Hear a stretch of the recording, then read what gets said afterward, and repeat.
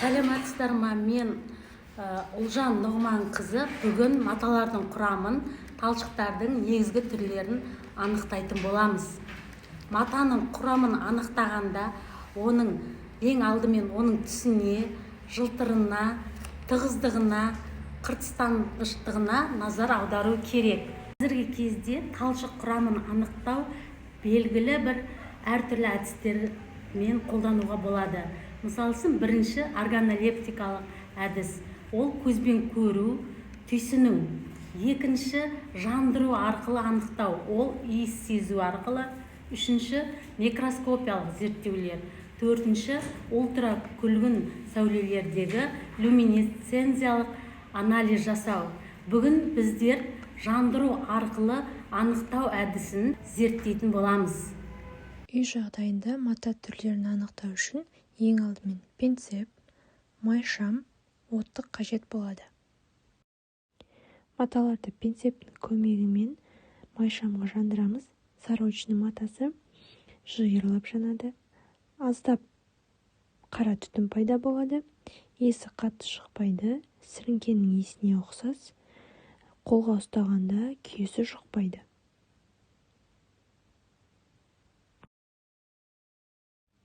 Үстіне түсірілген белбеу матасы жану жолы жылдам, көк түтін пайда болады. Қолмен ұстаған уақытта қолға күйесі жұқпайды, бірақ резинке сияқты созылғыш болып келеді. Иісі жанған шөпке ұқсас. Жылтыр сары парча матасы аздап жиырылып жылдам жанады. Көк түтін пайда болады. Май секілді бейнені байқауға болады. Қолмен ұстаған уақытта резинке сияқты созылады, бірақ кейін ол қатып қалады. Иісі пластмасс резинкеге ұқсас болып келеді. ХБ матасы жиырылып тез жанады. Көк түтін пайда болады, көріп отқанымыздай.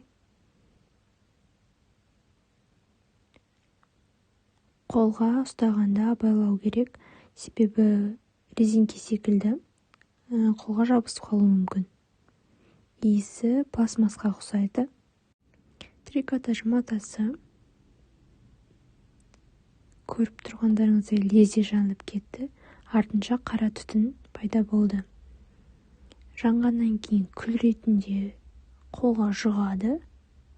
Иісі өткір, қышқыл дәрінің иісіне ұқсас болып келеді. Мінекей осылай үй жағдайында тәжірибемен маталардың сапасын анықтап білуге болады. Біз 5 түрлі матаның жануын және жанғаннан кейінгі түр сипатын анықтап көретін боламыз. Бізде түкті велюр матасы және түксіз тықыр велюр матасы, пляшевка матасы, жылтыр мата және де кәдімгі шыт матаны жандыратын боламыз. Бірінші бізде велюр матасы өте жылдам жанып жатыр.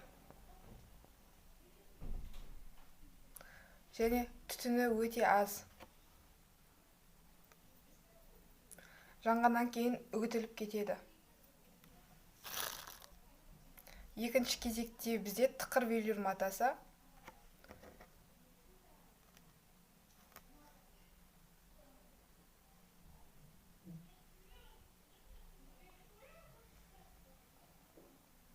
Көпіршікке жанып жатыр.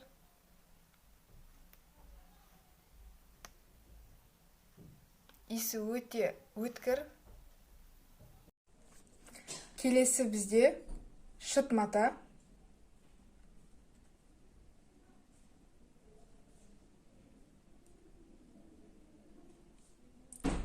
Қағаз сияқты жанып жатыр, өте жылдам.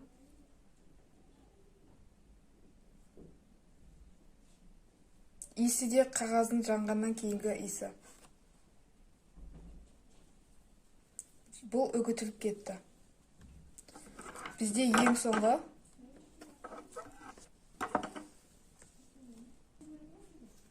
келесі мынандай пляшевка матасы. Міне жанғанда жиырылып қалып жатыр.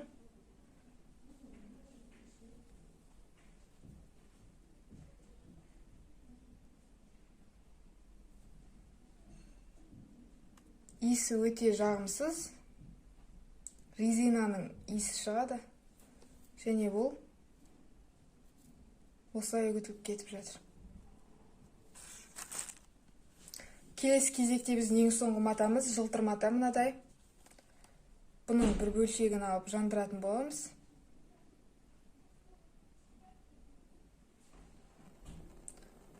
Көпіршіктен өте жылдам жанып жатыр, және түтіні де өте көп. Иісі өткір, бірақ өте қатты емес, орташа өткір иіс.